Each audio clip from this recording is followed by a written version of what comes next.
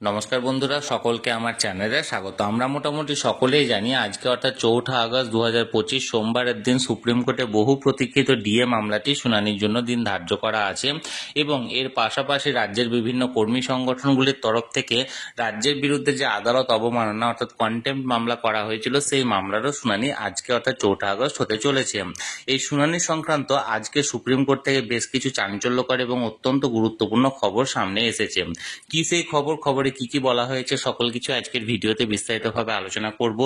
ভিডিওটি ডিএ মামলা সংক্রান্ত অত্যন্ত গুরুত্বপূর্ণ, তাই প্রথম থেকে শেষ পর্যন্ত অবশ্যই ধৈর্য সহকারে দেখবেন এবং ভালো লেগে থাকলে অবশ্যই একটি লাইক করবেন এবং সকলের সঙ্গে শেয়ার করবেন।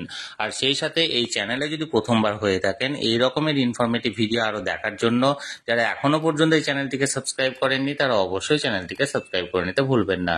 তাহলে চলুন আমরা বিস্তারিত জেনে নিই। দেখুন, আমরা এই মুহূর্তে সরাসরি সুপ্রিম কোর্টের ওয়েবসাইটে আছি। এখানে দেখুন ডায়েরি নাম্বার দেওয়া হয়েছে 35292/2022 the state of West Bengal versus confederation of state government employees West Bengal.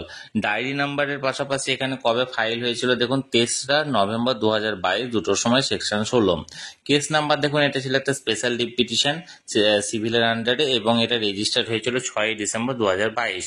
এখানে সিএনআর নাম্বার দেওয়া হয়েছে এবং প্রেজেন্ট অর লাস্ট লিস্টেড অর্থাৎ আজকের ডেটটা দেওয়া হয়েছে কারণ আজকে এখানে হিয়ারিংটা হতে চলেছে। দেখুন এখানে 4 আগস্ট 2025 কোন কোন বিচারপতিদের এজলাসে এই মামলাটি উঠতে চলেছে। Honourable mister justice Sanjay Karol and honourable mister justice Prashant Kumar মিশ্রার এজলাসে এই হিয়ারিংটি উঠতে চলেছে, যার ক্লজ নাম্বার বা সিরিয়াল নাম্বার হচ্ছে 13।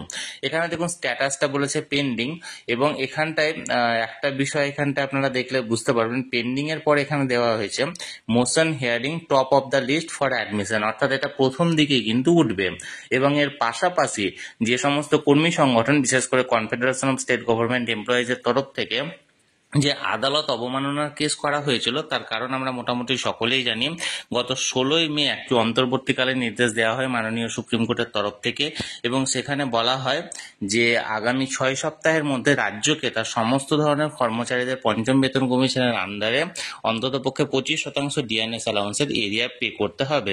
কিন্তু 6 সপ্তাহ অতিক্রান্ত হয়ে গেলেও রাজ্যের তরফ থেকে সেটা পে করা হয় না এবং রাজ্যের তরফ থেকে আরও অতিরিক্ত 6 মাসের সময় চেয়ে নেওয়া হয়েছে এবং এর পরিপ্রেক্ষিতে কনফেডারেশন অফ স্টেট গভর্নমেন্ট বা অন্যান্য যে সমস্ত কর্মী সংগঠনগুলি আছে তারা কন্টেম্প্ট মামলা করেছে অর্থাৎ আদালত অবমাননা মামলা করেছে এবং এই মামলাটিরও শুনানি কিন্তু আজকে হতে চলেছে অর্থাৎ 4 আগস্ট উঠতে চলেছে। আজকের হিয়ারিং এ কি হচ্ছে, মাননীয় বিচারপতি দ্বয় এই মামলাগুলি সম্পর্কে কি বলছেন বা আগে আদালত অবমাননার মামলাতেই বা কি হচ্ছে বা ডিএ কেসের মামলাতেই বা কি হচ্ছে, আমি সবসময় চোখ রেখেছি। যে কোনো আপডেট আসা মাত্রই তৎক্ষণাৎ সেটা ভিডিওর মাধ্যমে আপনাদেরকে জানিয়ে দেওয়া হবে। তাই যারা যারা এখনো পর্যন্ত এই চ্যানেলটির সঙ্গে যুক্ত নেই অবশ্যই চ্যানেলটিকে সাবস্ক্রাইব করে চ্যানেলটির সঙ্গে যুক্ত হয়ে যান। আর এই ভিডিওটি ভালো লেগে থাকলে অবশ্যই একটি লাইক করুন এবং সকলের সঙ্গে শেয়ার করুন আর অবশ্যই চ্যানেলটিকে সাবস্ক্রাইব করে রাখুন। ধন্যবাদ, দেখা হচ্ছে পরের ভিডিওতে।